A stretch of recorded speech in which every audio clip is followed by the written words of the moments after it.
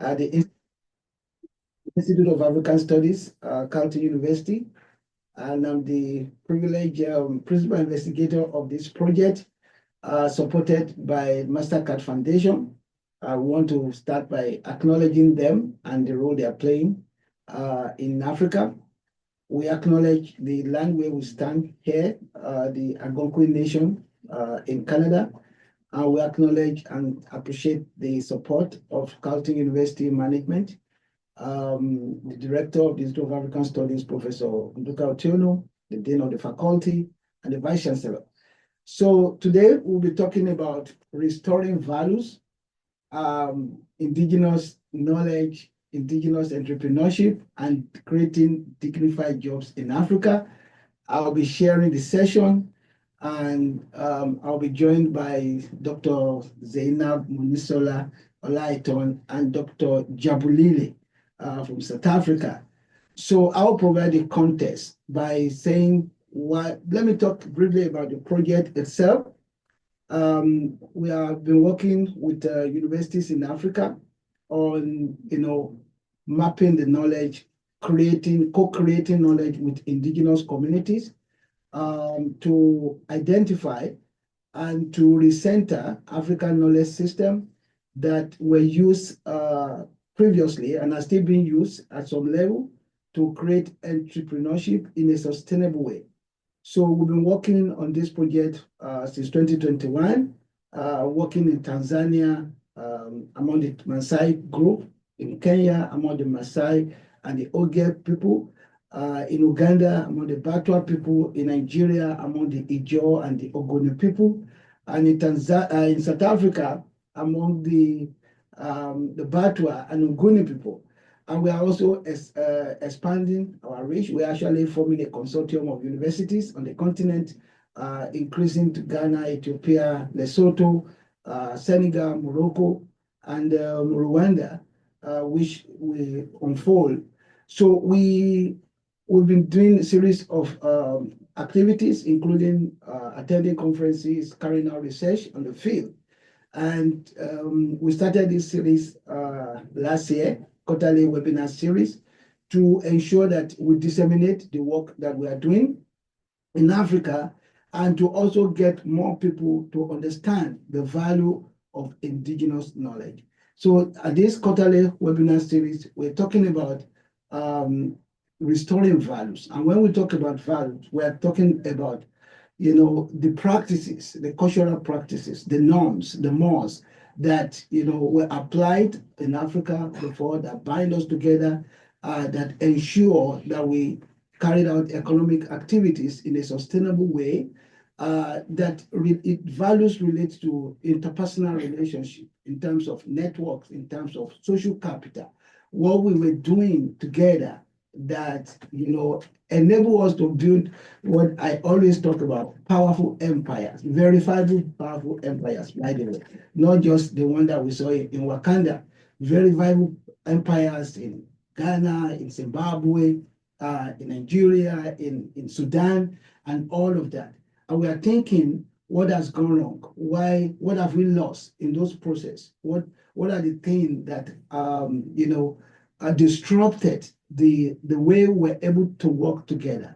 So we are thinking that without having value system, without building trust, building social capital, building network, we will not be able to carry out our economic activities in a sustainable way. And we are seeing it in the way in which entrepreneurship in Africa is not, transgenerational. Most times, entrepreneurship ends with the founder. A company ends with the founder.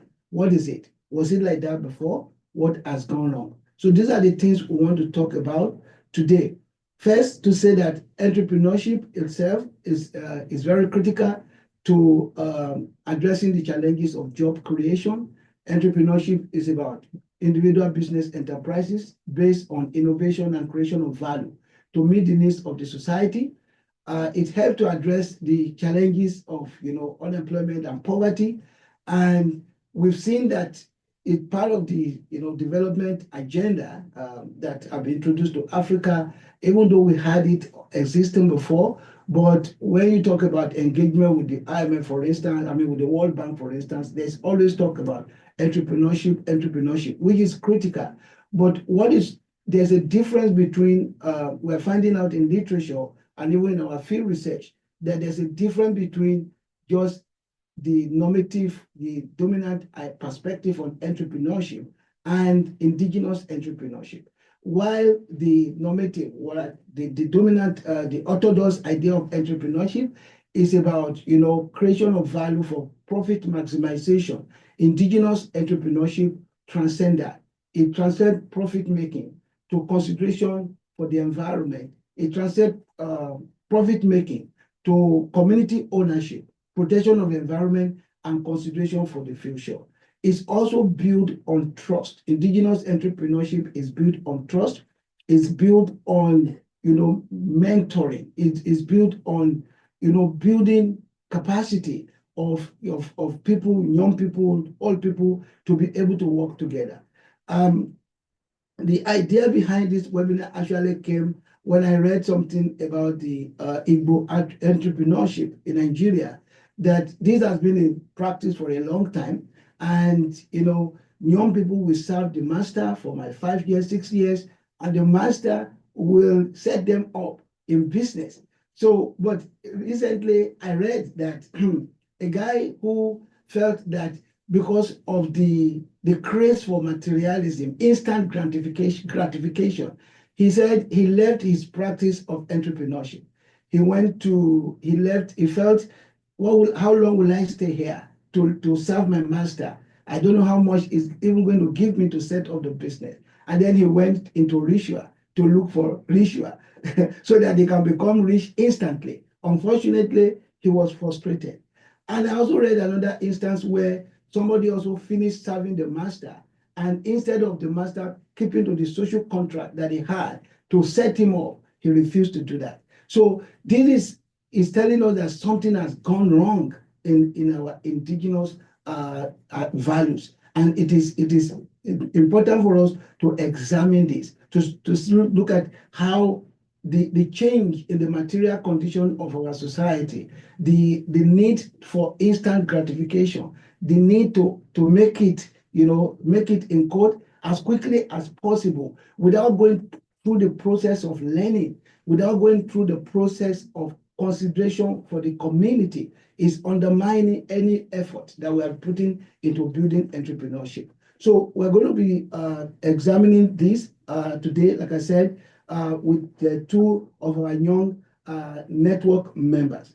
So, but before I hand over to them, I also need to emphasize the fact that this is appealing to us based on what we are finding in the field, that indigenous entrepreneurship has been done intergenerationally. In Africa, you've seen parents handing over to their own kids before, but now we are seeing a disruption of that. I want to ask, what is the problem with that? Why is it that we can no longer hand over our ideas of business? Why is it that we can no longer build the network that we built in pre-colonial times? That people were able to build trade network, the Wangari trade network in West Africa, the North-South trade network before slavery set in. Why is it? What has gone wrong? What is it in the market sphere that is changing, that is undermining the collective approach to doing business, to building enterprises? What is it that we find it so easy now to sell the family land to people who want to do ecotourism without thinking about the future? So we want to look at all of this. And we also want to highlight the role of indigenous institutions in Africa, that in bringing back the indigenous values that are necessary for the sustainability of entrepreneurship, we need indigenous institutions. We need the role of elders, the traditional governance institutions that allow for the elders to mediate. It's not in pre-colonial Africa, it is not every disagreement that ends up in the court. The elders, the community, they play an important role in resolving conflict, even among business deals. We understand that, there's a saying in my language that you don't go to court and come back to become a friend, to become friends again. But if we have, if we go back to our knowledge system, indigenous knowledge system of resolving conflict, even when there's breakdown in trust, in business relationship, disagreement, conflict, which is inevitable in human relation, we had mechanism through which all those were resolved in the past, and then we move on. So how do we go back to all of this? These are very critical for us. We need institutions of the market. We need to build those institutions again to ensure that we can conduct business together. How do we restore trust among ourselves?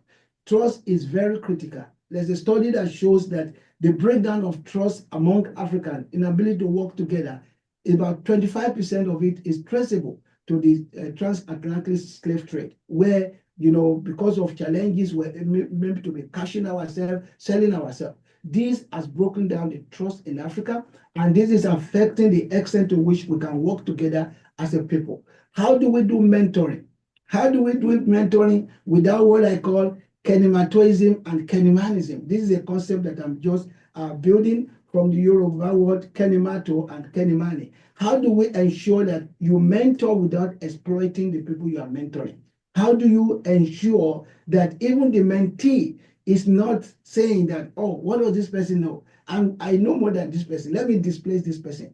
How do we identify talent and build those talents for the future generation? How do we ensure that we delay gratification, that it is not everything that it is immediate benefit, that there's a time to learn the role? How do we ensure that the apprenticeship system that have been existing in Africa for generations, how do we ensure that we rebuild that again in building indigenous entrepreneurship? And lastly, how do we ensure community accountability mechanism that ensure that when we pursue entrepreneurship, it's not just for our own personal benefit alone. It is for the interest of the community.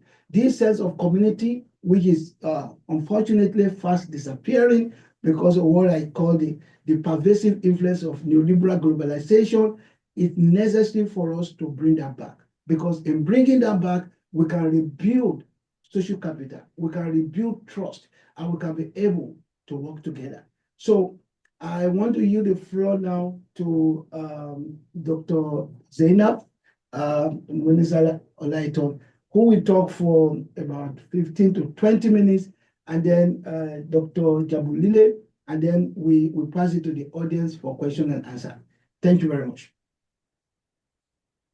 Thank you so much, Prof, for your well-articulated and enriching introduction on the topic.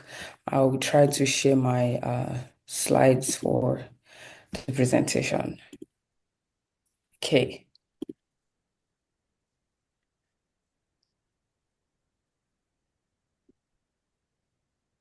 Good morning, good afternoon, good evening, everyone. My name is Zainab Munisola Olaiton. I'm a postdoctoral fellow at the Center for International and Defense Policy at Queen's University. Today, my presentation will be focused on indigenous institutions, sustainable livelihoods, entrepreneurship and sustainable livelihoods in Africa. Okay.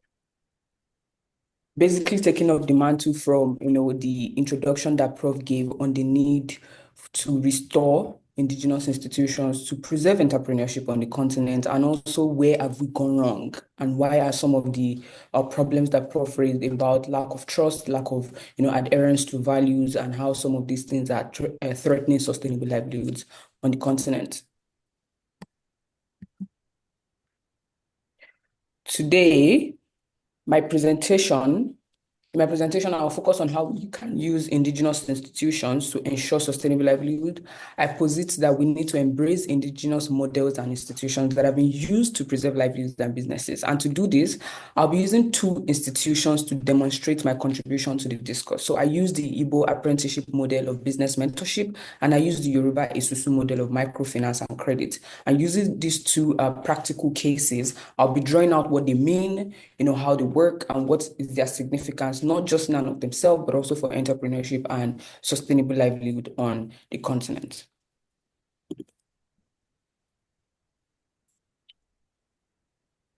So first, on the Esusu model. So Esusu is a form of rotating credit and savings organization. Now, while there is Esusu for Yoruba people, it also exists in other places. So in South Africa, for example, there's what they call the Stokvel, and there's also another form of saving program that's also called the Ajo for the Yoruba people. Now, Esusu is a microfinancing institution by the Yoruba people. It is a rotating credit and savings organization, which is the customary method of collaboration whereby groups of people make contributions to credit and savings organization for their mutual gain. It is a fund to which a group of people donate a set of amounts at predetermined periods. The group's total contribution is then divided among members in turn. So everybody takes turn to collect the contributed money. Now, these organizations are primarily involved in credit financing and agricultural production, and they both complement and replace contemporary official financial systems and cooperative institutions.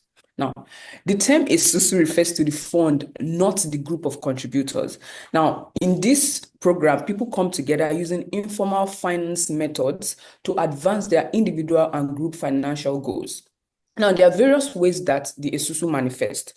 Some organizations mobilize the savings, but they do not do lending, while some lending organizations use minimal savings mobilization, while some organizations practice self-help finance and use different kinds of savings, such as those offered by licensed cooperatives and rotating ones. Now, in terms of how it works, a group of people come together to contribute a set and equal amount of money at predetermined intervals. So it can be daily, it can be weekly, it can be bi-weekly, monthly, so that each member can turn in the full amount in turn. Now, the entire group utilizes the pool before initiating a new cycle of rotation. Typically, a ballot or consensus determines the sequence of the morning drawing. So it determines who is going to take Etoma Kogba away first. Okay, who's going to take the money first, and then who take the second until the rotation ends, and then on the cycle ends, and then they start another one.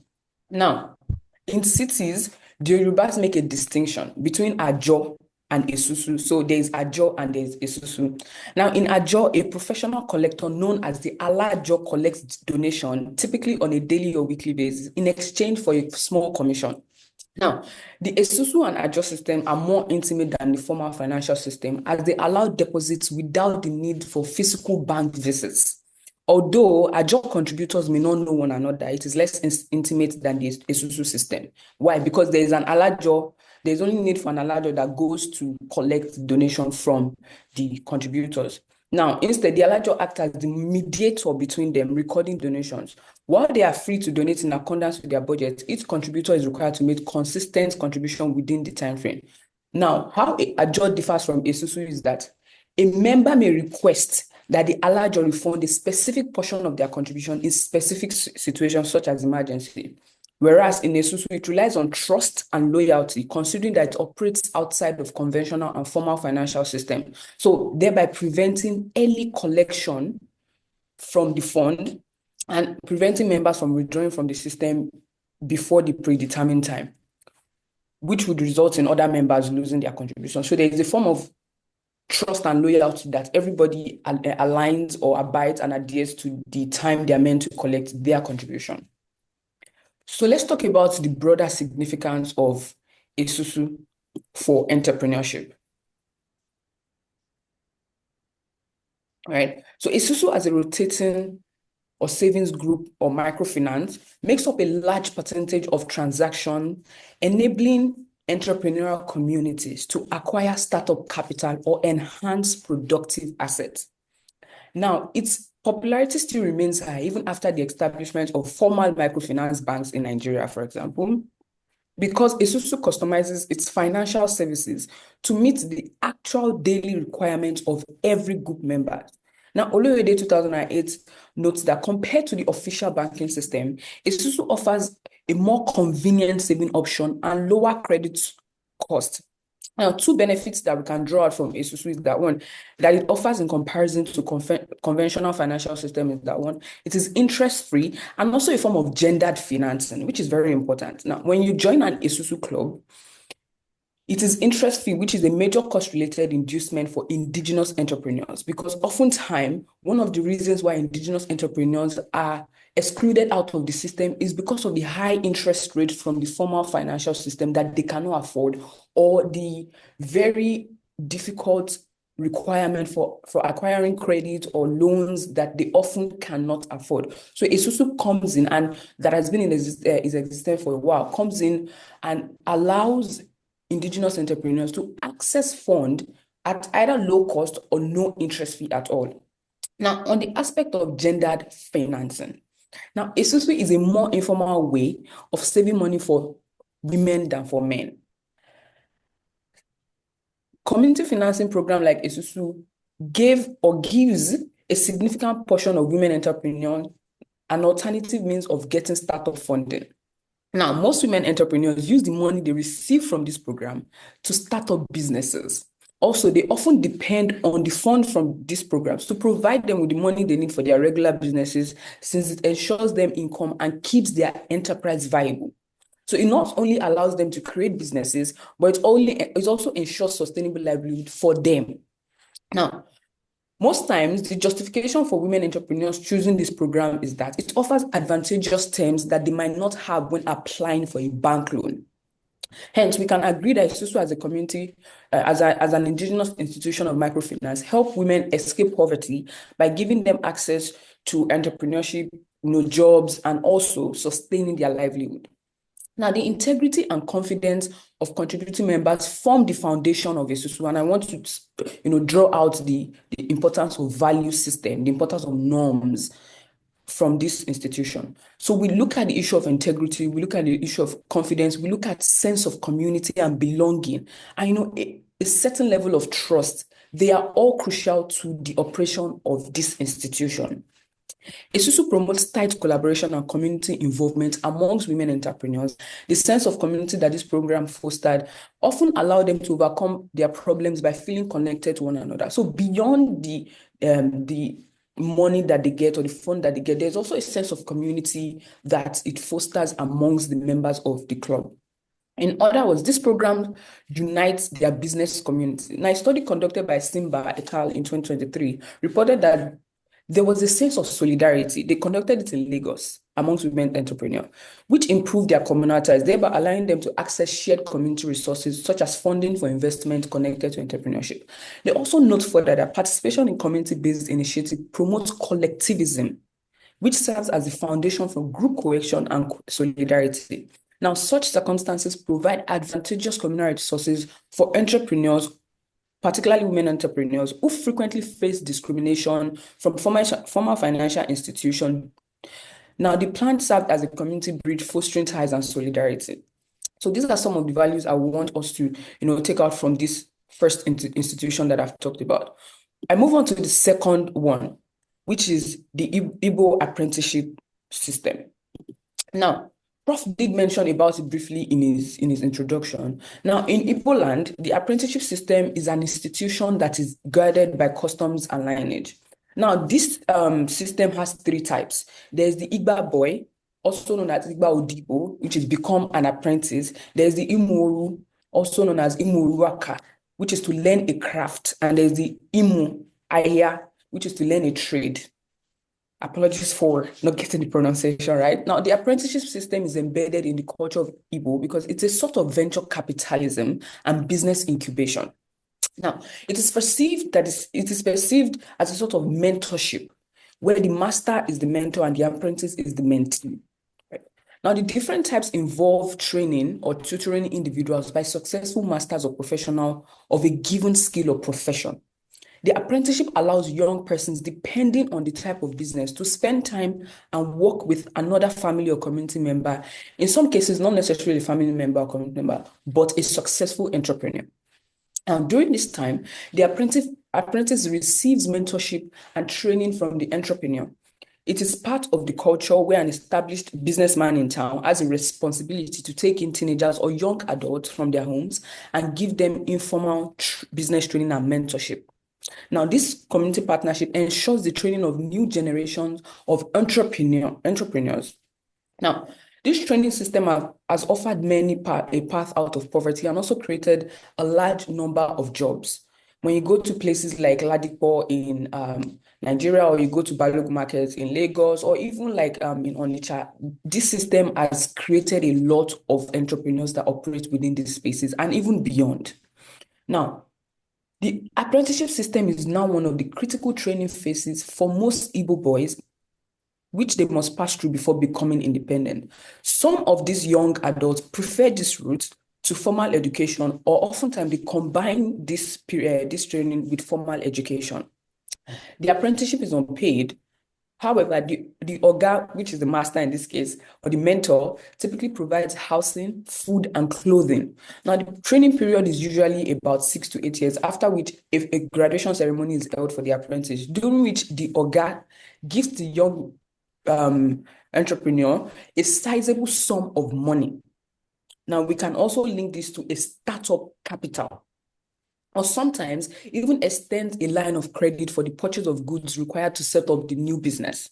Now, this training system evolved from long-standing practice of sending younger family members to live with older relatives who supervise or provided education. It is built on the Igbo principle of Lekota Nwane Gimwoke, which is to take care of your brother. So this sense of responsibility, this communal sense, is also very important when we look at this model of mentorship.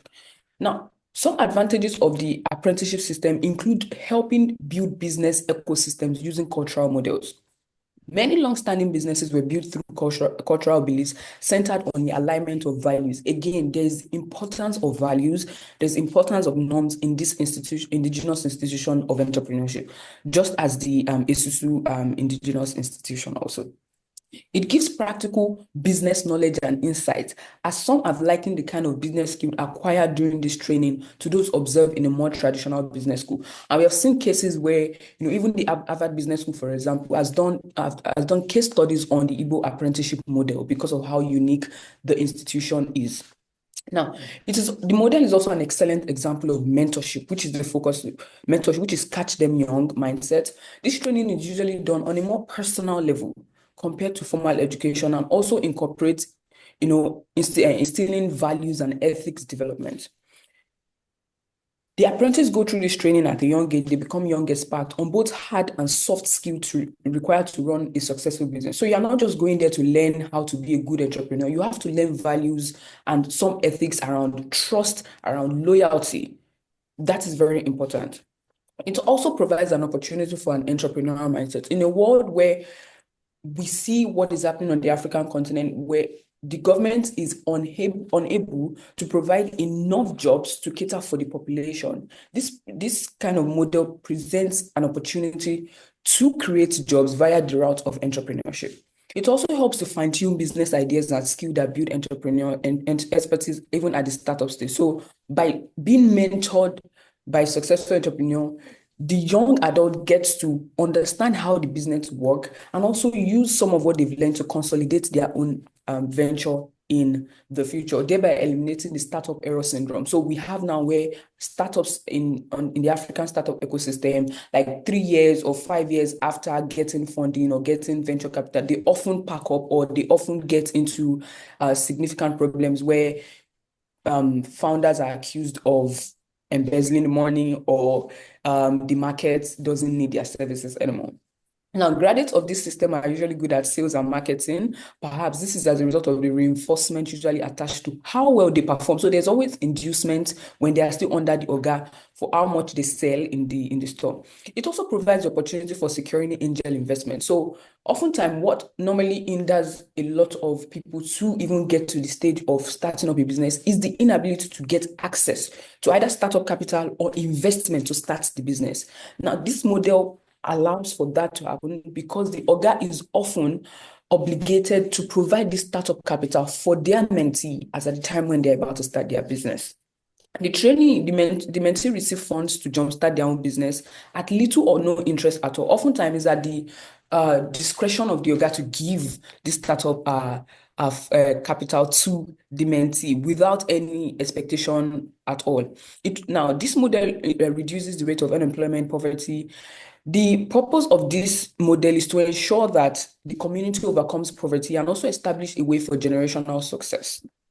Now, it also assures the best match between the skills they need and the training of young people. Some of the values that we can deduce from this, the need for respect, humility, and loyalty, because to be able to stay for 6 to 8 years learning under one person has to take a lot of, you have to respect the individual. There's also the sense of loyalty that you would not steal from the person, and humility enough to know that you need to learn about this business before you can set up your own.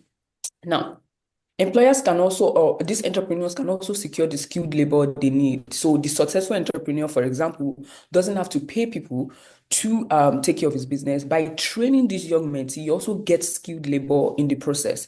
This is particularly important for this kind of businesses. Now, the cost of inducing new staff is reduced because, like I said, the cost of recruiting this young mentee is embedded in you training them to become successful. The apprenticeship scheme has one of the best practical business networking because it's a whole network. It's a whole network where they are successful entrepreneurs that also have their own mentee, and all of them are all interrelated and interconnected. There's less vulnerability to business uncertainty, so you have access to startup capital at the end of your training or mentorship scheme with the master. And then you also have like an older colleague to go to when you are in need of advice on how to, run your business, or when your business is at the risk of failing, which also, helps to sustain the business enterprise. There's the reduction of market search related costs. There's the creation and utilization of social capital. Trust, again, trust is very important. Access to collateral free credit, collective business expansion, and job creation. So from these two models, we can draw up a lot of course, practically how they work and how they are related to communal ties and the need for trust and loyalty, which are important values that indigenous institutions of entrepreneurship work on. And those are some of the things modern entrepreneurship enterprises can really, really learn from. In my closing reflection, I will just be drawing out some important things that we need to draw from these two models that I've used to demonstrate how indigenous institutions can help preserve sustainable livelihood and why we actually need to embrace these indigenous institutions. First, on the Esusu Credit and Microfinance Program, community financing programs serve as a means for supporting entrepreneurs. That is very, very important. We cannot abandon them for formal financial institutions, because formal or conventional financial institutions are not able to address the need of indigenous entrepreneurs. Because for an indigenous entrepreneur to even be able to access loan in the formal financial system, there are lots of requirements they are unable to provide. So these programs, these indigenous institutions have been there to provide this kind of support for indigenous entrepreneurs. So programs like Esusu, Ajo, Stockville, they provide a variety of purposes, including enterprise financing, consumption smoothing, encouraging savings discipline, and mediating transaction between savers and borrowers. A lot of households in Nigeria, for example, mothers are the ones that do this Ajo to actually complement and supplement the income that the father brings. And even sometimes a lot of civil servants in the civil service in Nigeria, they also do this ajo or even isusu to be able to supplement and complement their income. So this is something that amongst educated and even people that work in white collar jobs and also entrepreneurs is something that exists. Now, instead of depending on anonymous interaction between a consumer and formal institution, informal financial institutions like Esusu are arguably distinguished by their emphasis on interpersonal ties. So there's some sort of communal ties that exist in these programs schemes, unlike the very impersonal way where you go to the bank, the banker is, okay, yes, you are a client of the bank, that is it. And after that, there's nothing. But with the institute, it goes much more than that, because they see themselves as one, collectively bound by their mutual goal in the fund. Now, apart from its benefit for entrepreneurship and sustainable livelihood, we also look at how the values it emits is also helpful for our society. We look at values like trust, we look at loyalty, we look at solidarity, we look at sense of community and support. These are very important values that we can imbibe as a society. I look at the apprenticeship system, which is a form of business mentorship, right? Now, indigenous businesses and trades have often transferred skills from one generation to another in some form of way. So we look at the person that makes adire in Abeokuta, for example, the person that the Olokpo that cooks food at parties. We look at the hairdresser in rural Nigeria. We look at the mechanic that takes in a boy to teach him out. So these trades and skills have been transferred from one generation to the other via a mentorship. Now, the Igbo apprenticeship is one that accurately demonstrates this well. Of course, there are other variations across other cultures. Now, in Nigeria and all over Africa, again, apprenticeship has been an age-long method of mentoring young people in trade and craft, agriculture, business, and catering. We cannot just focus on formal education as a means of equipping young people with skills and competencies. We need to also embrace this indigenous institution because they have oftentimes proven to be effective in doing this. Of course, there are rooms for improvement. There are also vices, like Prof explained about how some of these apprentices, they run away with the money of the master, and some master refuse to compensate the mentee after they're done with their time. But these are things we can work on by imbibing values of trust, by imbibing values of loyalty, respect, and reminding ourselves why we started these institutions in the first place and not to bastardize them. Now, when youth achieve the status of skilled workers or entrepreneurs, they're able to live sustainably while contributing value to society. Importantly, this apprenticeship or this mentorship scheme ensures a sustainable means of preserving, entrepreneurship education by providing the needed training from one generation to another. So it ensures that skills are not lost in the process. There is therefore a need to promote, redevelop, and bring back the apprenticeship system. Of course, it happens in the 21st century, but I mean, as we see, there is a lot of obsession with people getting formal education, which is fine. However, we also need to look at this indigenous institution as a means for preserving and rediscovering entrepreneurship in Africa towards the path of creating jobs, addressing poverty, and ensuring livelihoods. Because all of these have the potential to collectively contribute to boosting the African economy. And on this note, I rest my presentation. Thank you. Yeah, thank you very much for giving us a lot of food for thought. I appreciate the fact that you highlight the key issues that we are talking about, issue of trust, issue of loyalty, integrity, sense of community, collectivization, or communal, kind of relationship, ethics training, humility, respect, and mentoring, interpersonal ties. On that note, I'm inviting Dr. Jabulani to take the stage. You have 20 minutes. Thank you very much.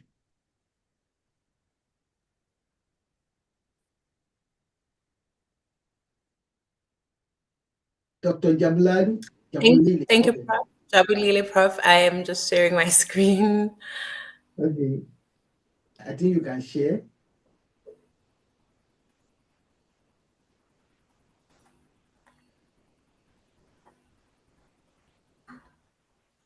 Are you able to share? Yes, Prof. It's coming along. Okay. Okay, share.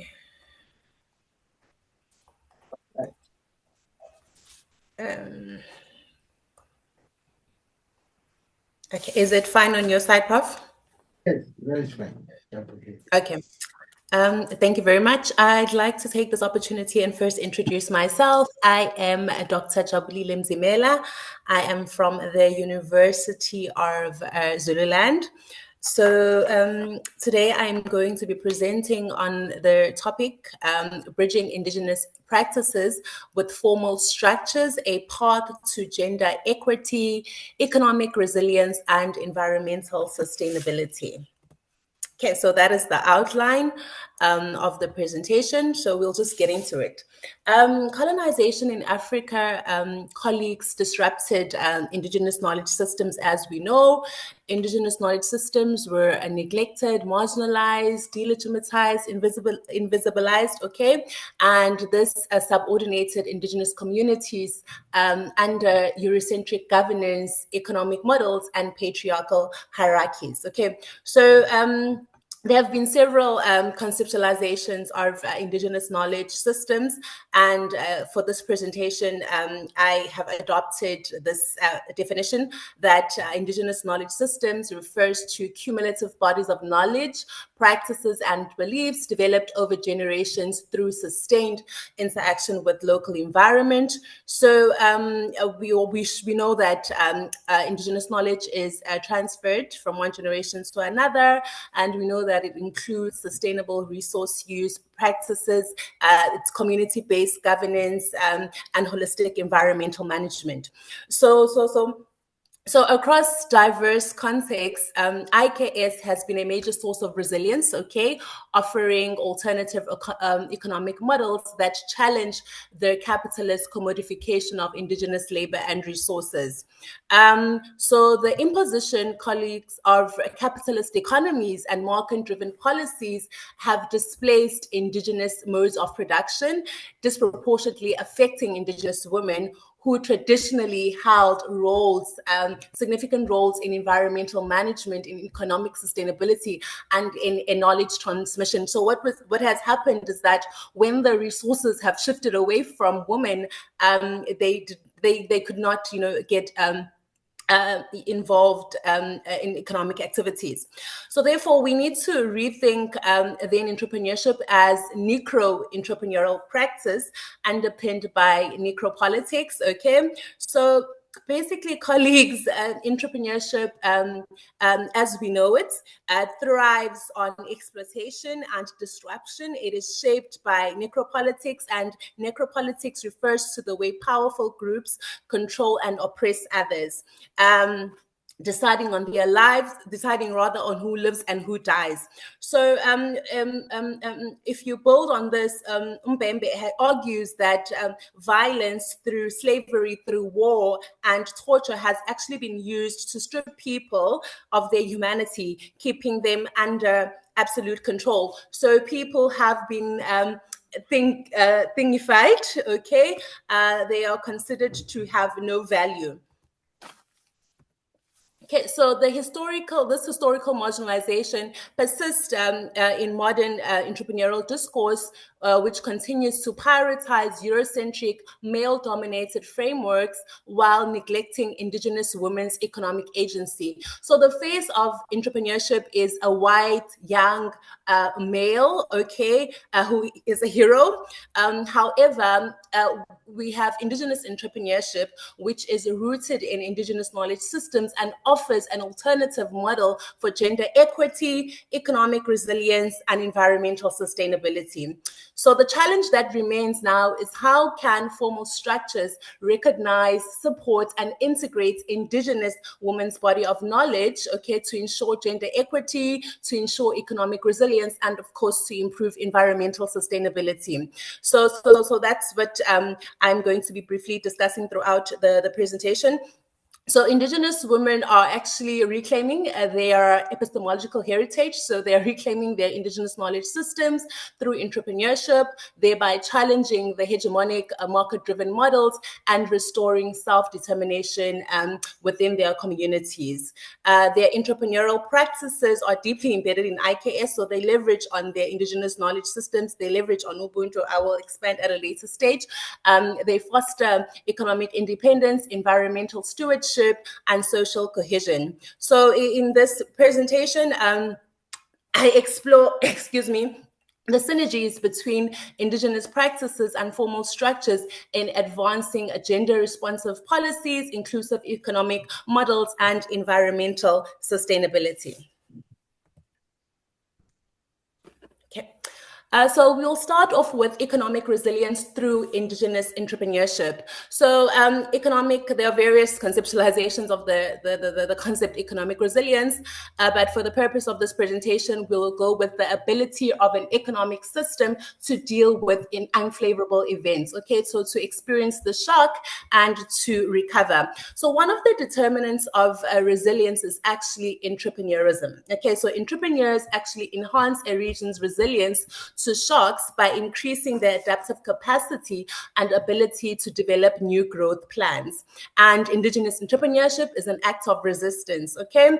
So I did mention earlier on that entrepreneurship is often framed as Eurocentric, as a capitalist model, emphasizing market competition and individual wealth accumulation.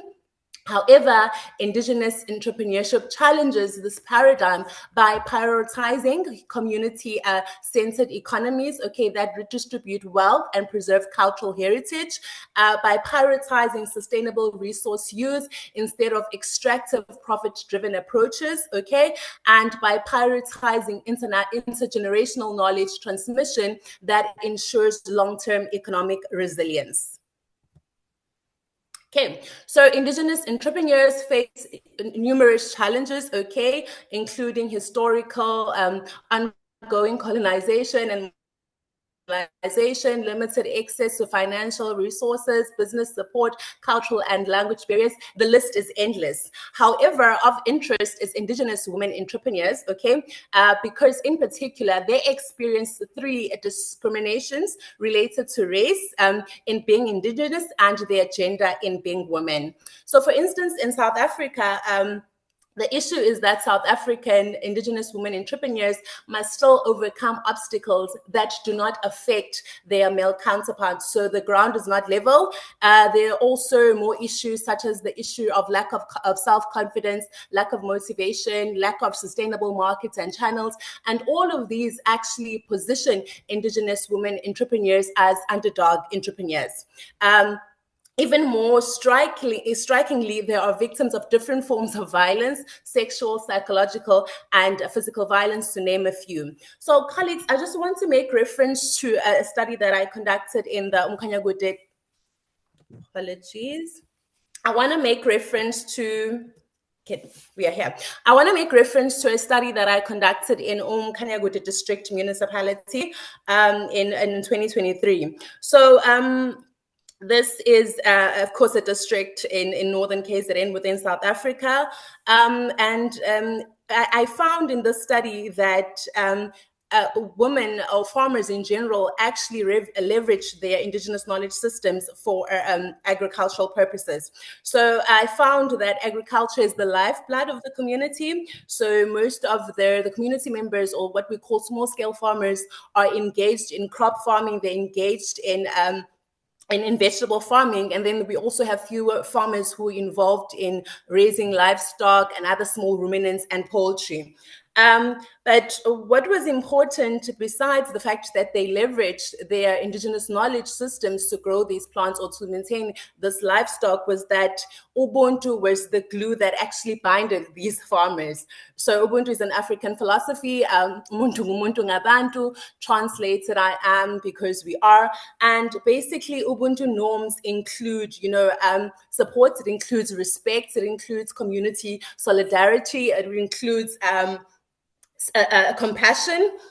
So even though there is Ubuntu, even though people are working together, respecting each other, there are still in these communities systemic issues where female farmers are marginalized because of their gender roles. And then if you look at in terms of formal structures, there is actually minimal support that is offered to women, and that is offered to farmers in general. And then if you look at this at a deeper level, you will see that there are no gender or intersectional considerations, even when formal structures are offering that minimal support. So what is the issue? Okay, there should be spaces and processes that are focused towards enhancing collaboration and accountability.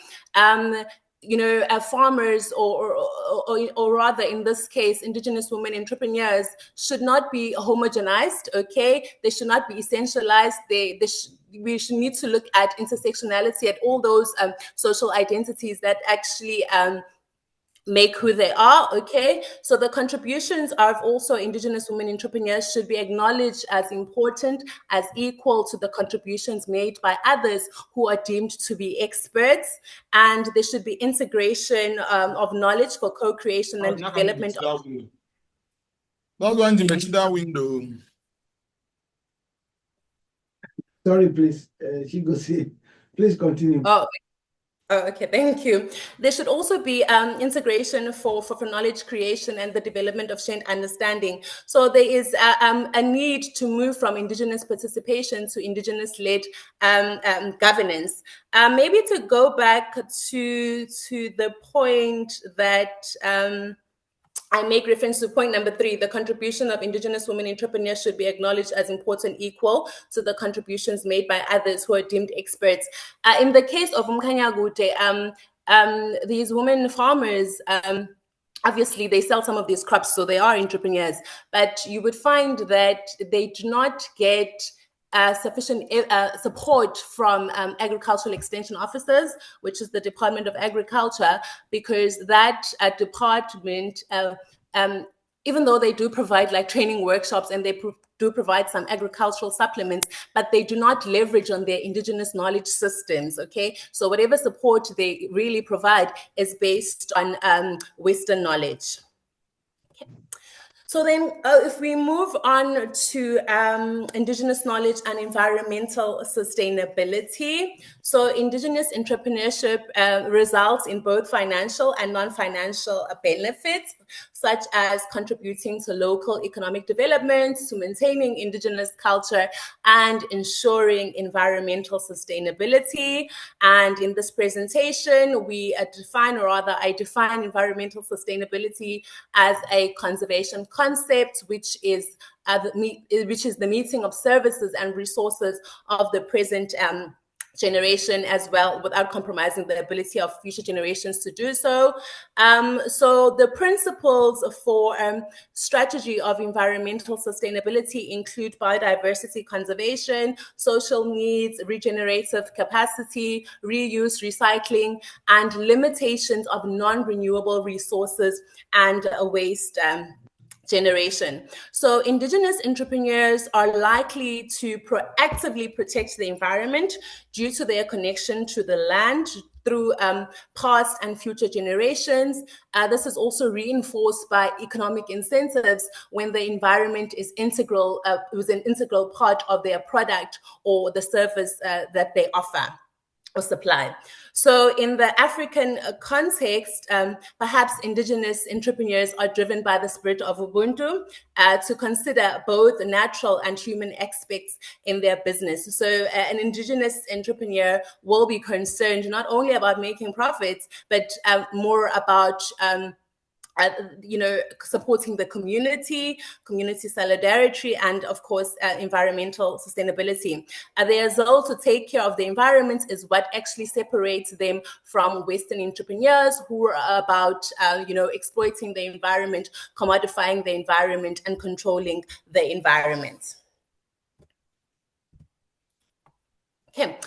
So if we look at women as environmental stewards, so Indigenous women have been and are at the forefront of environmental conservation, utilizing, of course, their Indigenous knowledge to manage land, water, and biodiversity. And in many Indigenous societies, women oversee agriculture, they oversee the healthcare of the family.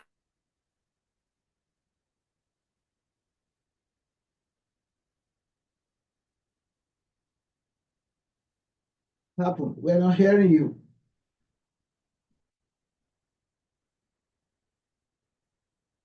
Hello?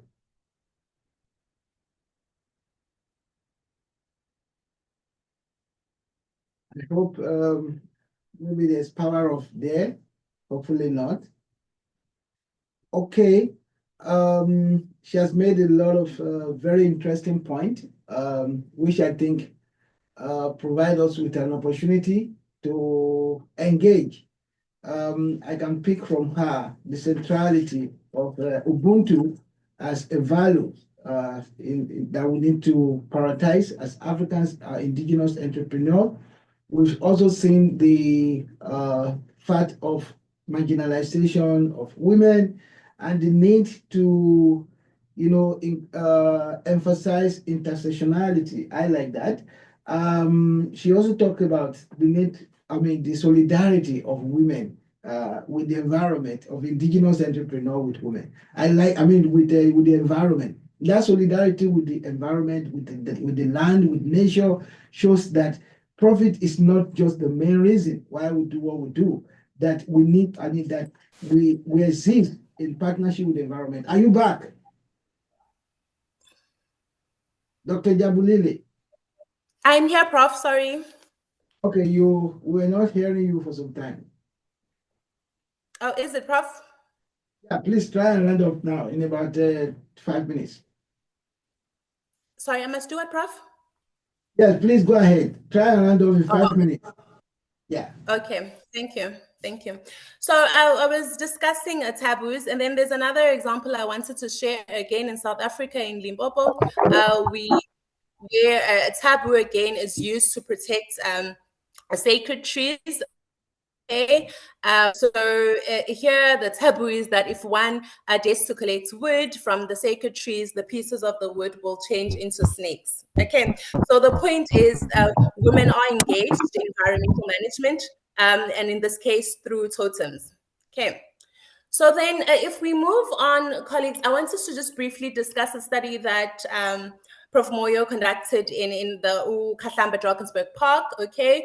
So his study revealed that indigenous communities of Amangwane, okay, Amazizi and Amaswazis, these are indigenous communities that are in close proximity to the park, were actually not included in the governance management of the park, even though there is a co-management plan. So the traditional leaders from these communities were not provided with sufficient opportunities to partner with the protected area authority concerning environmental management. So the co-management framework. Dr. Jabulani, we are not seeing your slide again. We are not seeing your PowerPoint slide again. Okay, can I please reshare? I'm not sure what the issue is.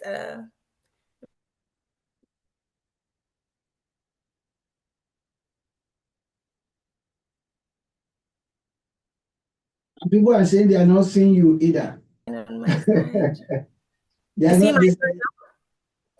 They said they are not seeing the presenter. Oh, the presenter. People are not seeing you, and the idea that the message is in. Yes, I'm here. I'm here, Prof. Okay, now they can see you. Okay. Can you see my slides now? Just before we can see her. Yes. You can see my slides? Yes, please. Okay, great. Sorry, I thought I was in video this whole time. So I want us to just, I want to quickly go over,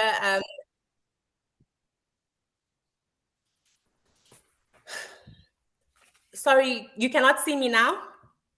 I see you. We can see, but if it's we can see you. We can see you. Oh, yes, we can see you. Okay, thank you. We can see you. Okay, thank you very much. So I just wanted to discuss this case. So Professor Moyo conducted a study in the Kahlamba Drakensberg Park, okay, where the park is surrounded by a number of indigenous communities, including Amangwane, Amazizi, and Amaswazi, right? What he found was that these communities were not involved in the management of the protected area and were therefore prevented from using their IKS as a strategy for conserving biodiversity. The traditional leaders of these communities were not provided with sufficient opportunities to partner with the protected area authorities concerning environmental management, even though there was a co-management plan in place. But this co-management plan seemed to favor, the protected area authorities. So the point here is that the engagement of marginalized communities is often tokenistic, okay, serving merely to perpetuate a semblance of inclusivity rather than genuinely empowering the communities. So despite their expertise, okay, despite, you know, them having the indigenous knowledge systems, indigenous women were remained excluded from formal environmental decision making, and state-led conservation programs in general often ignore or criminalize indigenous land use practices, leading to resource dispossession and socioeconomic marginalization. So indigenous land stewardship and conservation ethics can inform formal environmental governance. That is the point. And then we have another community that is located in the Kruger National Park, known as the Makulega community. Okay, so for this community, it's different in the sense that they are actually involved in the management of the Kruger National Park. So this is a positive case study. This community has incorporated cultural tourism as one of their offerings, and this has, of course, involved an authentic collaboration between the government, the community members, and other private entities supporting the conservation of the environment and, of course, of their culture. Okay. So then if we move on to the next slide, what are the issues that have come forth from what, you know, I've discussed? So in which way is IKS colleagues being included, okay? Articulating the boundaries between including indigenous knowledge as supplementary or integrating indigenous knowledge into decision-making processes and therefore universalizing the knowledge, or bringing indigenous knowledge with Western scientific knowledge in a way that keeps it distinct, but retaining, you know, legitimacy and recognition. Okay, what is also coming out is the global kinds of knowledge, which is, you know, often described as knowledge that can be broadly applied. And this knowledge, however, is decontextualized, okay, if it's applied anywhere, but it's generally privileged. So indigenous people are still being invited into spaces in a way that frames science as more, Western science as more legitimate than indigenous or other forms of knowledge. And the mechanisms for sharing knowledge and acknowledging responsibilities, relationships, and legitimacy can sometimes be overlooked. Okay. So my final reflections, okay, the integration of indigenous knowledge with formal structure presents a crucial opportunity to advance gender equity, to advance economic resilience, and of course, environmental sustainability. However, this cannot be achieved through tokenistic inclusion or superficial policy interventions. I've discussed the example of Ukahlambe Drakensberg Park. So true transformation actually requires a decolonial approach that actively challenges hegemonic Eurocentric paradigms and recognizes indigenous people, particularly women, as leaders and knowledge holders. For a very long time, indigenous women have been marginalized in economic and environmental decision-making, despite their critical role in resource management, in sustainable livelihoods, and indigenous entrepreneurship. So without intentional policies, colleagues, that dismantle structural barriers, patriarchal governance structures will continue to exclude indigenous women entrepreneurs, denying them access to resources and decision-making spaces. So a gender-responsive approach to indigenous knowledge systems integration must move beyond symbolic recognition to meaningful empowerment and leadership in governance, conservation, and entrepreneurship.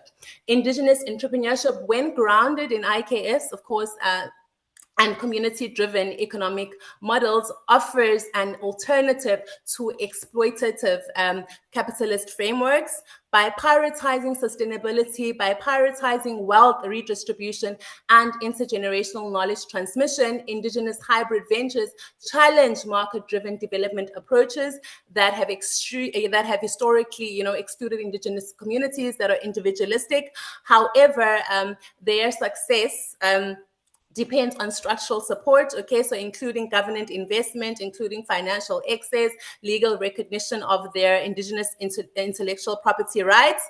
So ultimately, the path forwards demand, systemic transformation that goes beyond policy rhetoric. Government, institution, private entities, the governments, the communities themselves must all commit to fundamentally, to fundamentally rethinking development models, ensuring that the indigenous voices shape the policies that affect them, and then true sustainability and resilience are impossible without indigenous leadership. So we need to center indigenous knowledge systems. We need to, gender equity, and we need economic resilience. Okay. So in order to do this, we need to pave the way for a future where indigenous communities thrive on their own terms. Okay. Culturally, economically, and environmentally. So to close off, colleagues, it is clear that an African-centered path to development is both necessary and possible, one that is rooted in indigenous knowledge systems, one that is inclusive government, and one that is bottom-up, if you want to put it that way. So this requires rethinking of development paradigms, okay, moving beyond Western centric frameworks that have historically marginalized African communities, and instead embracing concepts and practices that prioritize local agency, that prioritize indigenous knowledge and cultural integrity and community-driven solutions. So at the heart of this transformation is the commitment to inclusive development, and we have our African philosophy of Ubuntu that we need to draw on. And that is it from me, colleagues. Thank you very much. Thank you very much. Thank you so much for the wonderful presentation. When you were a bit away the other time, I was highlighting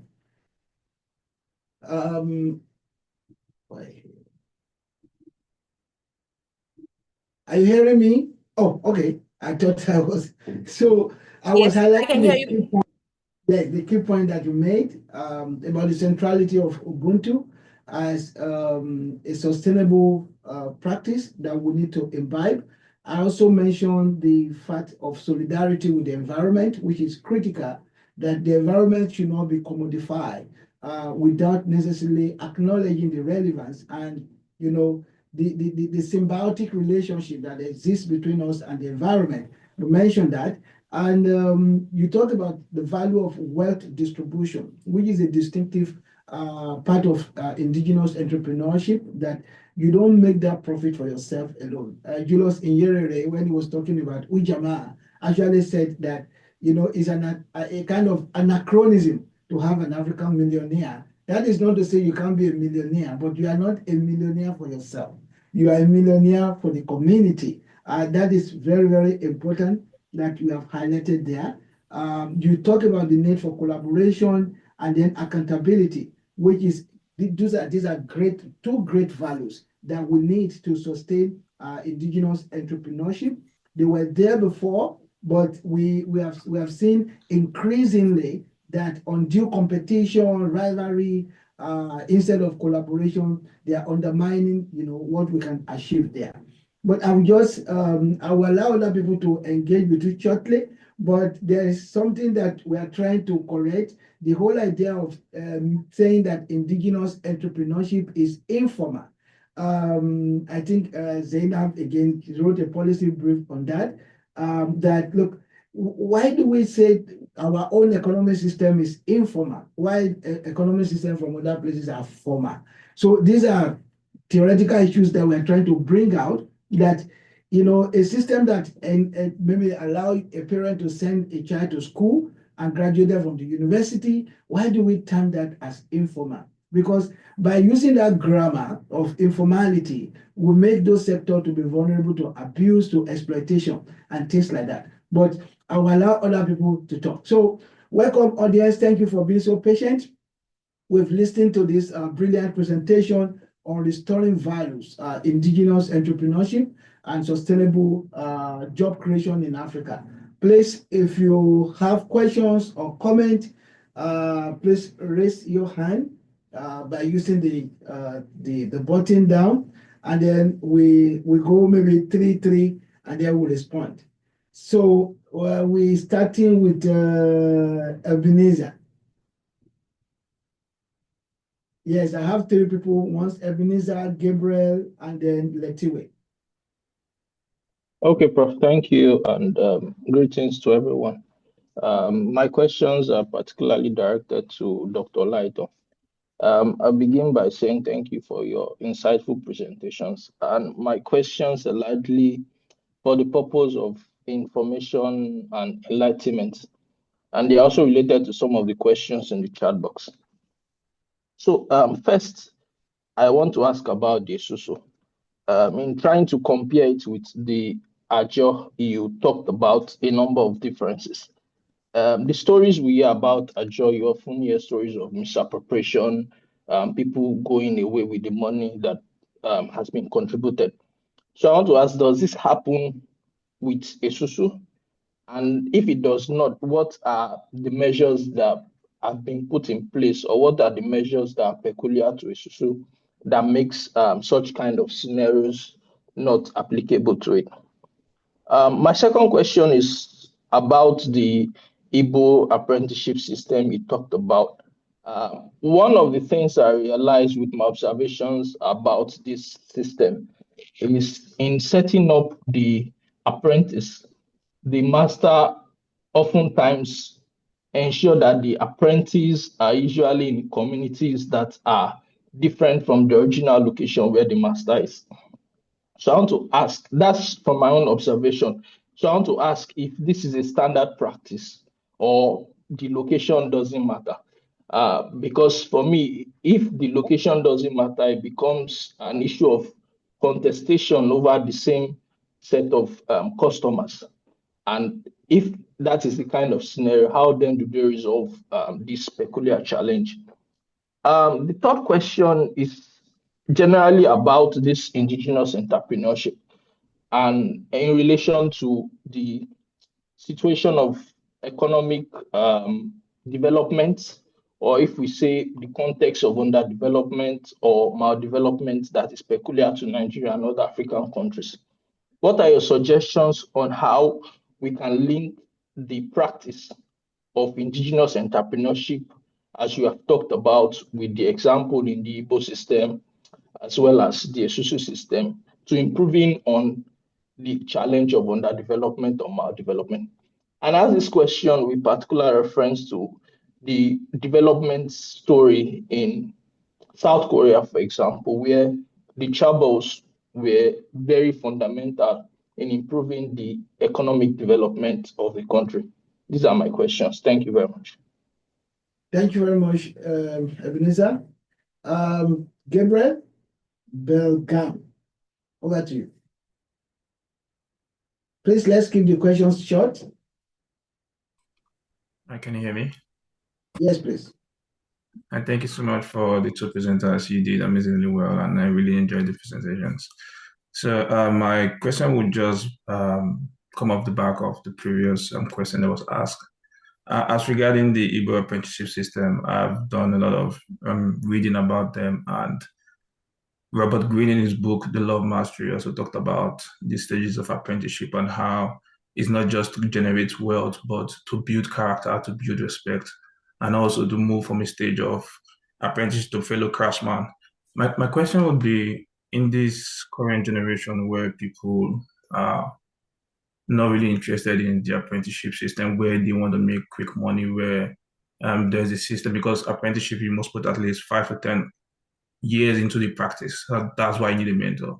How do we find a way to bring this upcoming African generation to a phase where they could go back to the stages of apprenticeship without the mindset and the goal of, if they don't make it when they are 20, they are failures in life? How do we bring back those traditions back where it's integrated into the system properly? So that would be my question. Thank you very much, Gabriel. Thank you. Letiwe?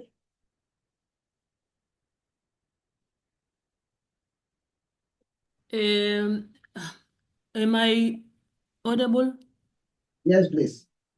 Yes, thank you very much to the two doctors for the for the presentations that they presented forth. I've got one question for each of them. Firstly, to Dr. Mzimela, the issue of the Makuleke, we all know that land was stolen by the whites from the blacks. And then when it was returned to the Makuleke people, one wonders about the issue of the de jure versus Western de facto control. I just wanted to know how far can we say that the Makuleke have won all from all angles, both the de jure and the de facto way of controlling the land, because we find out that we have their concept versus the private commercial interest versus the conservation bureaucrats versus the financial gatekeeping as well as policy limitations which were set up by the old regime and has been inherited without some changes by the new regime. Then I move on to Dr. Olaiten. The issue of volatility when it comes to these the Igbo versus or the Igbo and Esusu versus the crypto and the Chrysler, which is the latter, which is favored by the young people. I found it very difficult to lull or to invite the young people or to recruit them to these old systems,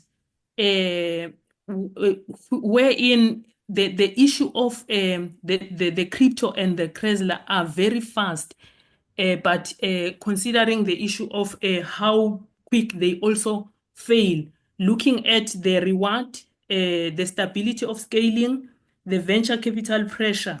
So all of these things working against the Chrysler. How do we, the Chrysler and the crypto, how do we strengthen our case as indigenous people so that we don't get vassalized by these new things and external things?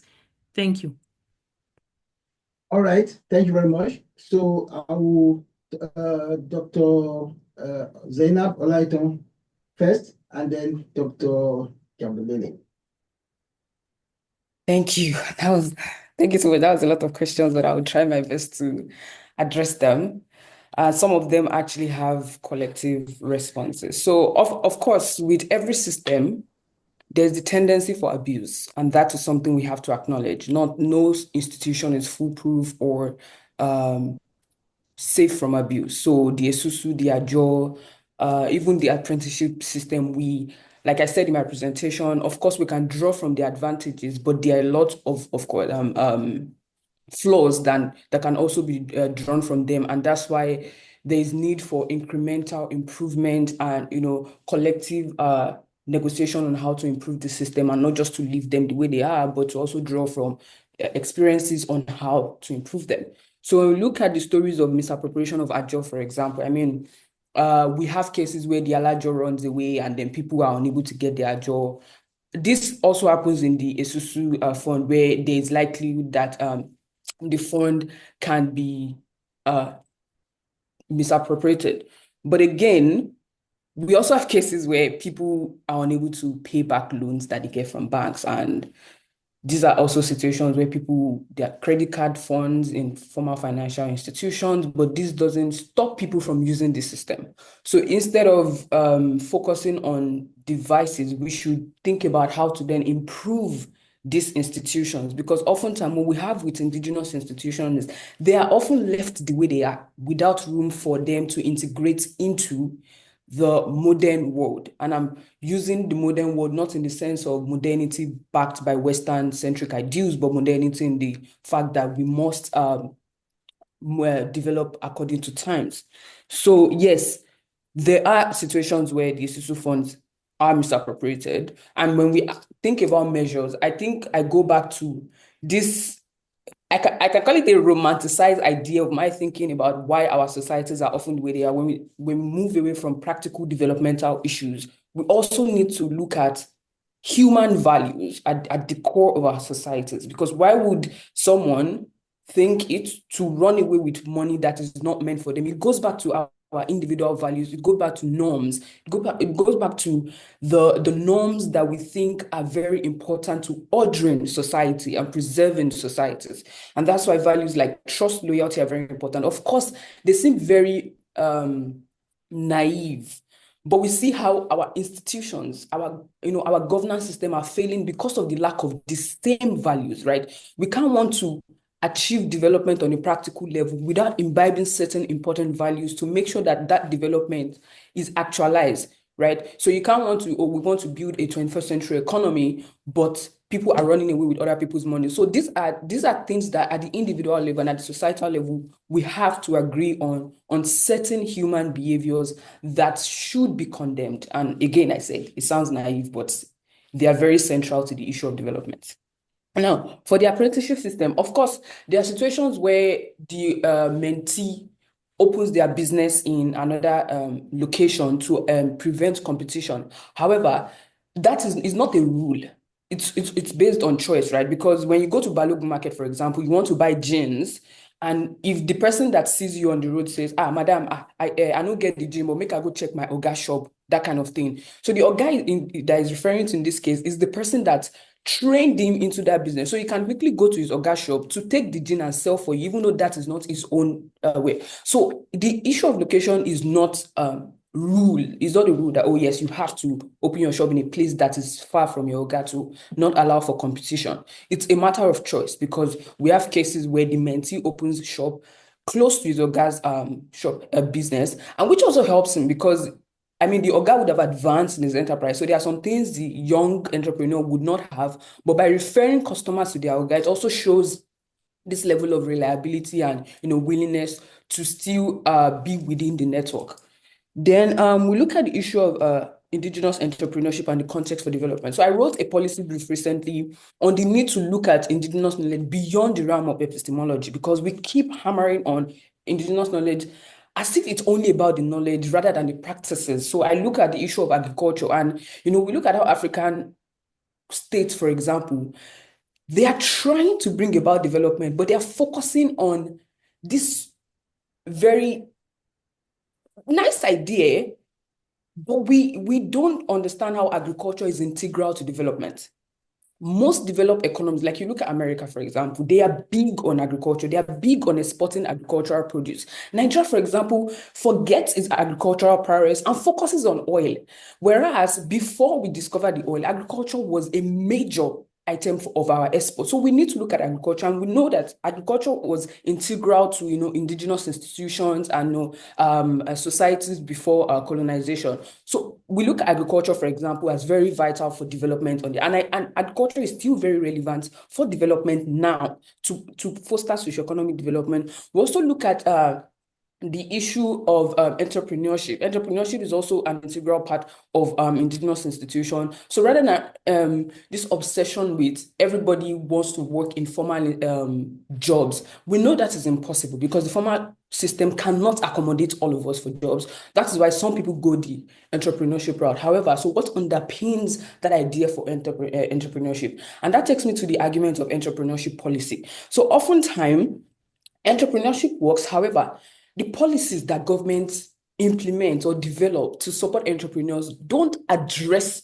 the need of these people. So you see, for example, the government giving 10,000 naira to entrepreneurs. They will finish this money in no time and they will need capital again. But what's the point of you giving entrepreneurs 10,000 naira when, for example, they have to pay high taxes, the business environment is not conducive? So I argue that there is need for an entrepreneurship policy that includes indigenous entrepreneurs in the policy and design of this policy. Because when you bring in indigenous entrepreneurs, the woman in Balogun Market, for example, the mechanic, the man selling spare parts in Ladipo, these people, when you include their ideas and needs in designing a truly holistic and inclusive entrepreneurship policy, then we can start talking about how indigenous entrepreneurship can fit into 21st century problem, not just leaving it where it is, but also just addressing current needs. So most of the questions that we have in the chat box of how they will be relevant to our developmental needs now would be answered. But what we have is that our entrepreneurship policies are based on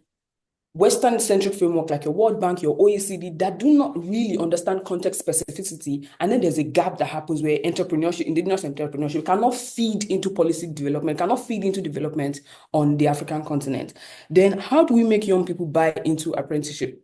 Again, so we see that this system is still happening. Like there are still a lot of people going to mentors to learn trade. That happens like in a lot of community. But I think at the level of formalization is the fact that in Nigeria, for example, we have what we call technical college. In South Africa, they have TVETs. These are variations of the entrepreneurship model where people go into formal institutions to learn skills. However, what happens is that the kind of system we operate in Africa is the one that favors university degrees over these technical colleges. And that's where the problem comes from. Because when you prefer people that graduated from like University of Cape Town or from University of Lagos with degrees such as like a sociology rather than somebody that graduated from DUT or somebody that graduated from the technical college in Ikorodu with a degree in electronics, that's the problem. So young people we then have this idea that, so it's better for me to go to the university rather than go to learn apprenticeship or go to a college that teaches me skills and trade, because there's this preference for, again, degrees rather than like skills and learning trade. Now we look at the issue of volatility where people, the quick money. So I have this case where a friend had a startup. He started this startup around like 2021. From 2021 and 2021, they raised like $8.2 million. Then they raised like $3.5 million. By 2022, 2023, that business does not exist anymore. It doesn't exist anymore because they were subject to fraud. They were subject to a lot of things, of course, the business environment. So, and we have these cases where we have a lot of young people, brilliant mind, by the way, coming up and, developing businesses and developing startup, finding startup, getting a lot of money from venture capital. But what happens is that their lifespan is shortened. Whereas that woman in Balogu Market that has been selling lace for the past 50 years, who inherited that business from her mother, is still in Balogu Market today, selling that lace, where one of her children will inherit that business from her, and that will continue. The importance of mentorship and the importance of having something, an age-long education and awareness and institution to build on. And that's why the Igbo apprenticeship system is also very vital. Like I said, of course, they are prone to abuse and vices. However, we need to focus on taking the good and improving on the vices and to meet the needs of the 21st century. So a lot of startups are packing up. You see that they say, they run away with money or they embezzle money. Founders will start driving like your G-Wagon. Rather than focusing on the longevity and the sustainability of the business, they feel like, okay, yes, our idea is relevant to the now. We have money, so let's spend this money instead of thinking in the future. So we need to teach the importance of, it's not about the now, it's not about the quick money. Of course, you need to survive now. It's about what are your goals for this business? Are you just co-founding a business or instituting a startup just to get venture money, or do you want it to exist in the next 10 years? And also, I feel like if we have businesses that address certain needs, that respond to the need of the society, we wouldn't have cases where people just pack up.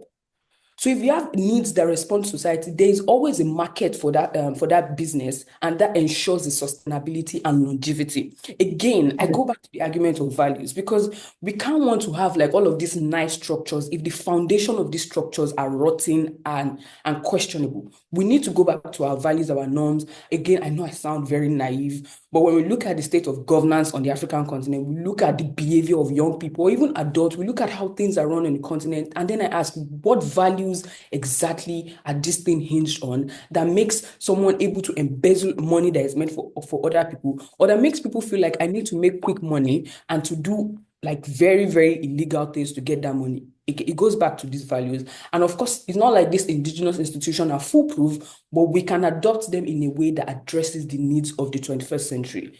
Thank you so much. I end my responses there. Thank you very much. There's nothing naive. I mean, what you have said, it is. When the foundation is destroyed, the Holy Book says, what can the righteous do? So by running away from ethics, by running away from values, we're just building on fake foundations and fake structures. So you need to be unapologetic in talking about values. I mean, people will say that you are old school. Good luck to them. When you are still standing, they are no longer there. So thank you very much. Dr. Jambulile, your response. Thank you, Prof. So the question that was posed by Dr. Zondo. I want to clarify that by positive, I was not actually equalizing everything, right? We are aware of the legacy. We are aware of, land disposition and so forth. So I was not really glorifying or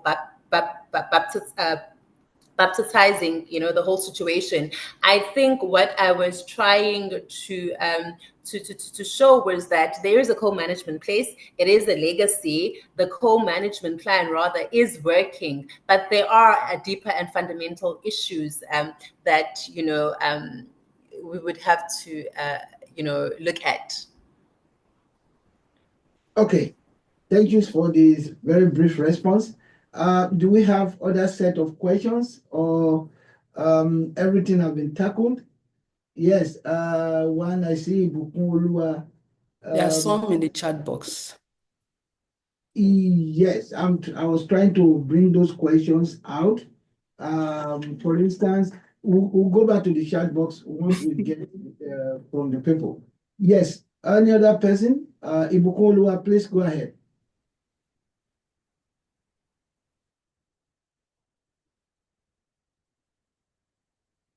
Ibukunolua, please ask your question. Paul Aladigba. Or you're just clapping. Is that clapping or raising hand? Okay, while we're waiting, there's a question here. In what ways can cultural values, trust, respect, honor be leveraged to foster innovation and resilience in indigenous entrepreneurship in a fast-changing business environment? That's number one. Number two, what are the role of the colonial Black feminist movement and Black womanist movement in improving the involvement of women in women entrepreneurship? That's number two. And then how do we formalize indigenous entrepreneurship? I'm actually saying that, I mentioned it earlier on about this issue of formalization and informalization. I think it's important to just meet them at their point where they are and co-create knowledge with them and let them, just build on that. Because by attempting to formalize, we're also erasing the knowledge and the practice that has sustained them for a long time. Okay. Dr. Zainab, do you want to address the first question, or Dr. Jabulini? Okay, I'll take the feminist question. I think I've addressed the importance of cultural values as foundational, and you have consolidated that. But I'll take the feminist question because one thing African feminist thoughts and Black feminism agrees on is that the idea of knowledge and the idea of social transformation is not limited to formal institutions of learning or your formal institutions of higher education. So they agree that there are multiple sites of knowledge production and multiple sites of generating knowledge to transform society.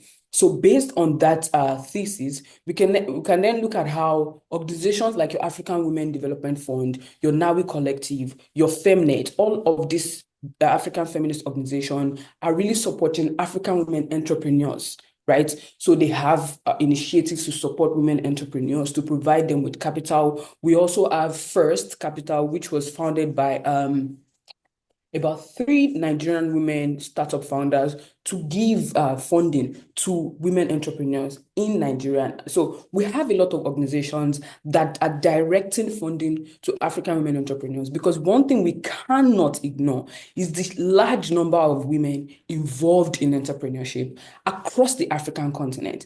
And like Prof said, this argument that they need to be formalized stems from the bias of their informality, the argument on informality and how this business are informal and cannot, contribute meaningfully to the economy. And whatever argument we have for formalization would then, impact them and lose their uniqueness. What we should do is create policies that meets them where they are and also then can able to draw their advantages for the economy. So rather than trying to pull them into the formal system, I think we should meet them where they are. So just to directly answer that question, there are a lot of feminist organizations, Black feminist organizations, African feminist organizations that are providing funding for women entrepreneurs, and also African feminist thought recognizes the role of the woman in Balogun to the social transformation of the African society. Thank you. Great, thank you very much. It's Ibukolua. Are you here now? Yes, I'm here, sir. Please go ahead. I just want to quickly chip in something to what Dr. Zainab is saying. What I want to chip in is that you can't totally say African indigenous knowledge is only relying on epistemology, because for example, I stay in South Africa here. I discovered that South Africa has really improved their African indigenous knowledge. If you look at the way the Department of Education is keeping in ideas on how to provide employment for the youth. For example, look at what the Department of Education is doing. People will say South Africa does not like foreigners. South Africa does not want to give foreigners jobs. But what South African government is doing is that these guys that come from other African countries, they come here, they establish their workshop, their mechanic workshop, their panel beating workshop. Our youth are wandering around the street, they are stranded. How can we help our youth? How can we help our youth through our own African indigenous knowledge? Okay, what the Department of Higher Education Training is doing now is that they pay these foreign-owned workshops, foreign-owned mechanic workshop, panel beating workshop. They pay them monthly to train South Africans. So the world is big enough. That doesn't mean when these people gain the knowledge they needed to be a mechanic, that doesn't mean they are going to close down all foreign-owned mechanic workshop. What they are doing is empowering their own people through the African indigenous knowledge. So we can't really say African indigenous knowledge only rely on epistemology. No. Because South Africa has really reproved its own African indigenous knowledge by going straight that, okay, these people, they are trained from their country. They are mechanics, they are panel beaters, they are tailors from their country. Our people, they don't have these skills. What can we do to employ our people? Then they think about, they say, okay, the only way to employ these people is to train them through this foreign-owned workshop. And by getting this knowledge, we can easily find them and establish them. So by doing that, they are relieving the stress in the unemployment rate in South Africa. So we can't say African indigenous knowledge totally rely on epistemology, considering what South Africa is doing now. All right, thank you very much. Thanks for the input. There's a question here on how do we navigate through the indigenous entrepreneurship from the climate change perspective. That's a very important question, and it's part of what we're hopeful that we'll be talking more. But do we have, can anybody give a take from the two of you? Otherwise, is it Dr. to Jabari, react? That's a question. How do we navigate through the indigenous entrepreneurship from the climate change perspective? I think I would let Dr. Jabulile respond to that. Okay, go ahead, please. Dr. Jabulile? Yes, I'm here. So the question is, how do we navigate through the indigenous entrepreneurship from a climate change perspective? This is actually something that I'm working on. I've just submitted a proposal for this. Climate change is here, it's not going anywhere. But if we look at indigenous entrepreneurship, we'll see that it's being stifled, right? So it's being stifled, but we also need to bear in mind that indigenous communities have always adapted to changing environments. So this is nothing new. Yes, the rate is faster, but also indigenous knowledge is dynamic. So there is this relationship in place. Yes, there might be challenges, but overall, Indigenous communities will and can adapt to a changing climate, with, of course, assistance as well from other formal structures. Thank you. Great, thank you. This is an ongoing research, but just to add that we have a lot of resources within the African Indigenous knowledge that can be used to tackle climate change. It's issue of preservation of the environment, food security, and all of that, bioagriculture, and all of that. So hopefully, we'll be getting some policy brief from there as soon as possible. But you are invited to also check the website of African Indigenous Knowledge Research Network, where you can get a lot of policy brief there on what we have already published. So you'll be able to read some of these things there. Yeah. So any other question? Rob, there is a question in the chat box. Okay.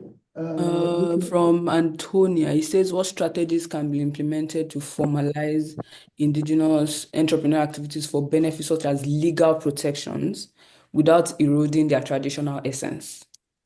Okay, you want to answer that? Thank you for reading it. Prof, you can bless us with your knowledge. Yeah, well, I think we'll be talking about this. Legal protection is fine, but like I mentioned, we had also a mechanism for resolving conflict within African Indigenous knowledge system. That is not to say you don't go the legal route, but sometimes it takes such a long time to resolve issues. I had a case about 19 years ago. Somebody stole my money, business money, and I went to the police and he said, well, go and meet him. I go to court. And I told the commissioner of police, do you know how long it takes for you to resolve a problem? He said, well, I don't care. So, like I said earlier on, there's that kind of cultural resentment against you taking somebody to the court, that you don't go to enjoy Yoruba language and come back to become friends. So I would think that while it is okay to have legal protection for your business, have that MOU, have that contract, is also helpful. And even within the Western system, the alternative dispute mechanism, the person who has the question is a lawyer herself. Alternative dispute resolution is being explored now. So within Africa, to that highlight the role of elders, the role of women, knowledge holders in the community. That highlight the role of the community in Indigenous entrepreneurship. That do you really need to hire that lawyer to pay? Maybe you use your whole capital to hire a lawyer. Why don't you come to the community and bring in the whole idea of the previous mores and the values, the customs, that like people are generally scared of exploiting people in the olden days because they don't want a Shango to kill them. They don't want Amadiola to kill them. But today it's like maybe because we swear with the Bible and the Quran, and then we talk about the life after. People are not afraid, right? So I would think that there's need to re-engage with those community structures of dispute settlement. Why not, ignoring the possibility of having a formal contract? Okay. Thank you. Any other question? Yes, sir. Okay. My hand is up. Oh, Anita Kitengo, please go ahead. Okay. Anita, or who is asking question? Paul. Paul is asking. Paul is trying to chip in something concerning the climate change. Please go ahead. Okay. What I want to chip in is that the issue of climate change and African Indigenous knowledge should be more government center, because one problem we have in African Indigenous knowledge is that government has been finding it difficult to link itself to community. Let's take, for example, a farming community, and where government know that, okay, this community is the 90% of people in this community, they are farmers, and we get a lot of output from them. So when a climate change incident is happening and there's going to be a drought or a disaster, government should be centered, should be able to participate, should be able to come in with funds, should be able to protect that community as a very major, vital aspect of the country. That, okay, this community, we know, this particular province, we know that there are farmers there. So, well, they are still practicing their farming. How do government become a center project in that particular aspect when it comes to climate change? Government should protect such a community. They should participate. We should not just be investing in filmmaking, entertainment. Government should look into all this kind of community that practice farming, that through the African indigenous knowledge, and know that, okay, this community, when it comes to climate change, we must protect this community. It's very, very important to set apart a particular fund for them, so that when climate change and other disasters are about to happen, such community will not lose its values. That is what I want to contribute. All right, thank you very much. The government can actually truly provide early warning system and all of that. But we also believe that the indigenous communities can also use their resources to mitigate the effect of climate change. Thank you very much. Great point. Dr. Jabulile, I see your hand up. Are you clapping? There are two Jabulile, I don't know. Which one are you? Hi, Prof. I'm not sure. I'm not sure what's wrong with the system. I can also see there are two tiles. Yeah. Maybe you sign it through two devices. Sorry, Prof. I'll just comment on what was shared by a colleague just now.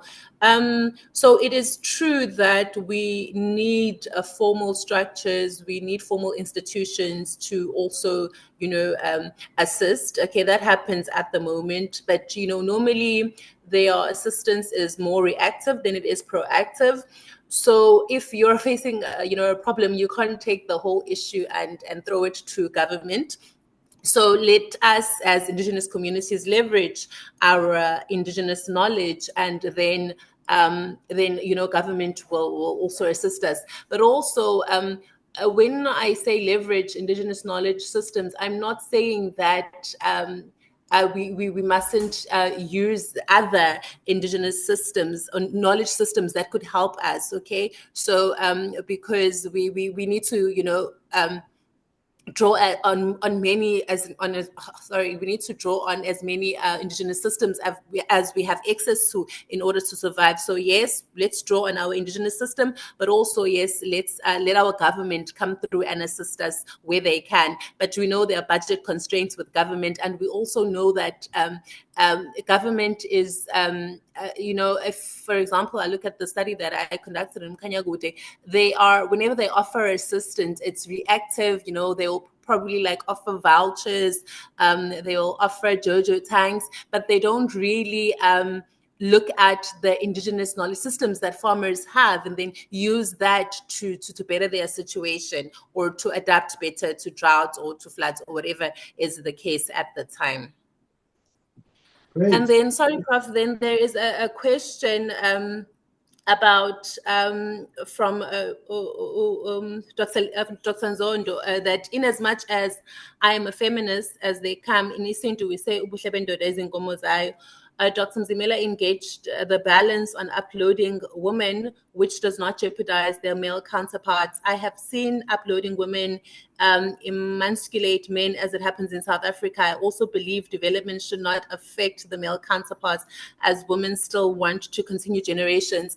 I will say I agree with you, However, I did mention that the playing field is not level, right? There is a need for gender equity. There is a need for gender equality because women, just as much as all Indigenous communities were marginalized, but it was more women who were Black women in particular, who were reduced to mere reproductive labor for the benefit of empires. So now let's try to level the ground, okay? And then once we've done that, then we can take things forward. Thank you. Great. Thank you so much. I want to say thank you to these great speakers, and thanks to the wonderful audience, patient, very engaging. And thanks again to our funders. I mean, they don't like to be called funders. Our partners, the Mastercard Foundation, for making all of this possible. We do hope that we will make significant impact on the continent through indigenous knowledge and entrepreneurship and promoting this work. You are welcome to join us. We are going to have another quarterly webinar in June. I will think about that. We can come to any of you to come and present. So it's a collective project that we are doing together. Our conference is coming up in Entebbe, Uganda, May 20 to 22, 2025. You are also welcome to join us online, as it were, for those who will not be there in person. But thank you so much for making this an engaging session, and looking forward to seeing you again. Please visit our website, visit our social media channel, connect with us. We are starting a monthly video on our YouTube with effect from May 2025. So you'll be seeing a lot of some of these things based on research we are conducting in various communities in Africa. We'll be engaging with some of you. We will come back to some of you to interview you and to share your knowledge with us. Thank you so much for coming. Thanks to Gabriel, who helped us to set up all this IT. And thanks to Laura, who shared the information with people. Thank you so much. Asante. Asante. Thank you. Thank you.